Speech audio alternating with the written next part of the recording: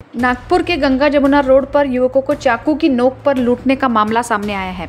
मुख्य साजिशकर्ता महिला और एक नाबालिग आरोपी को हिरासत में लिया है। वहीं मुख्य आरोपी रवि केकाड़े और उसके साथी फरार है।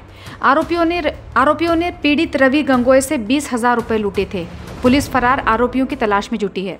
यामध्ये पोलीस ठाणे लकडगंज अंतर्गत गंगा जमुना सिमेंट रोड या ठिकाणी दिनांक 31/8/2025 रोजीचे सकाळी 4 वाजता फिर्यादी नामे रवि रामहरी गंगोई हा त्याच्या मित्रांसोबत त्याच्या बाईकवरून जात असताना त्याला 3 अज्ञात मुलांनी थांबवले व त्याला चाकूचा धाक दाखवून त्यांच्याजवळ असलेले 20,000 रुपये नगदी स्वरूपात ते लुटून घेऊन पळून गेले।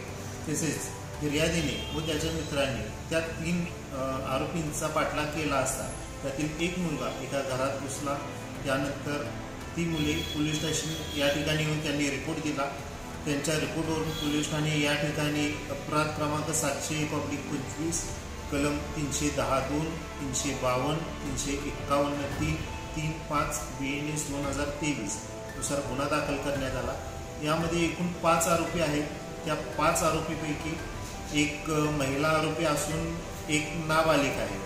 हे नाबालिग आरोपीला आम्ही अल्पवयीन जो आरोपी आहे त्याला आम्ही ताब्यात घेतले असून त्याची चौकशी चालू आहे। तसेच जी महिला आरोपी आहे तिला आम्ही ताब्यात घेऊन तिचा आम्हाला 2 दिवसाचा PCR मिळालेला आहे।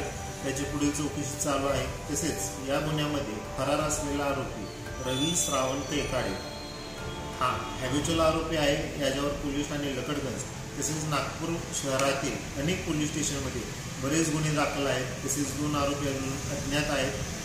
या गुन्ह्याचा पुढील तपास हा आम्ही स्वतः वरिष्ठ पोलीस निरीक्षक हेमंत चांदेवार, सहाय्यक पोलीस आयुक्त श्वेता खाडे मॅडम, पोलीस उपायुक्त राहुल मदने सर यांच्या नेतृत्वाखाली करत आहे। लेटेस्ट अपडेट्स के लिए पावर ऑफ 1 न्यूज को फॉलो कीजिए।